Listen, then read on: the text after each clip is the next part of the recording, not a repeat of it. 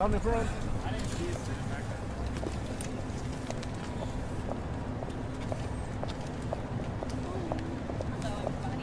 A couple of questions, Caroline. Happy Friday.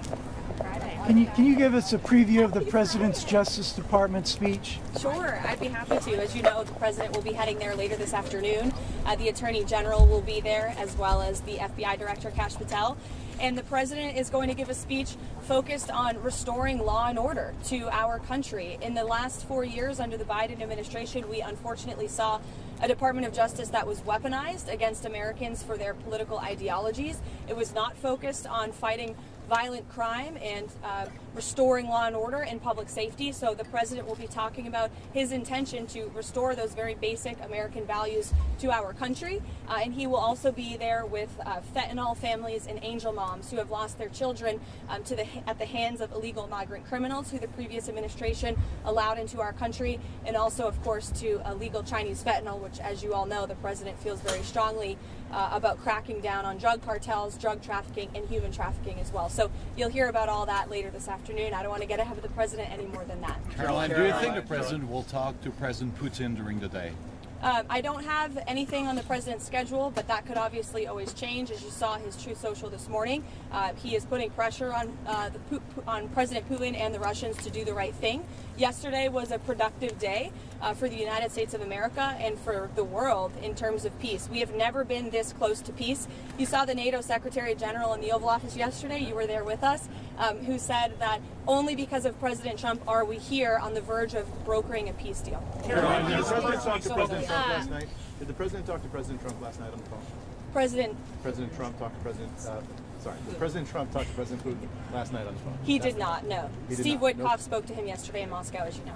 Has the President spoken with the incoming Canadian Prime Minister at all this week? I know earlier this week you said they hadn't yet spoken, but given everything that's going on between the United States and Canada, have they spoken yet? To my knowledge, they have not spoken. When they do, we can provide a readout of that. Do you have any update on the New York governor meeting, hopeful's meeting with President Trump? Yeah, I believe it's still ongoing, or it wrapped when I came out here. But you know, the governor was here to talk about the pipeline that President Trump is very determined to get passed in the New England and New York area.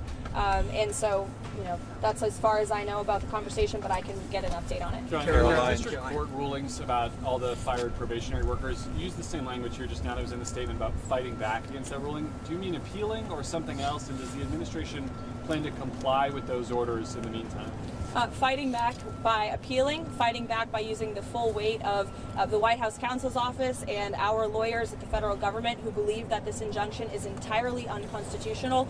And it is, for anybody who has a basic understanding of the law. You cannot have a low-level district court judge filing an injunction to usurp the executive authority of the President of the United States. That is completely absurd. And as the executive of the executive branch, the President has the ability to fire or hire. And you have these lower-level judges who are trying to block this President's agenda. It's very clear. And as I just cited, I was appalled by the statistic when I saw it this morning.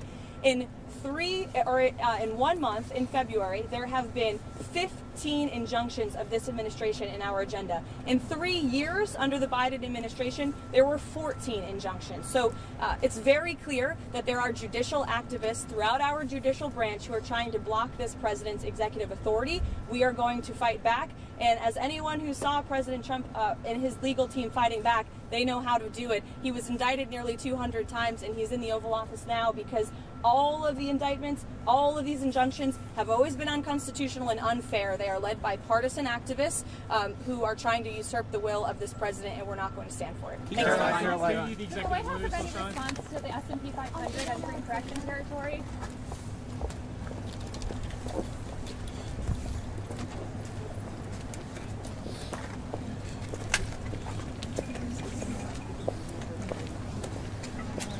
Treasure guy in the bottom, she's got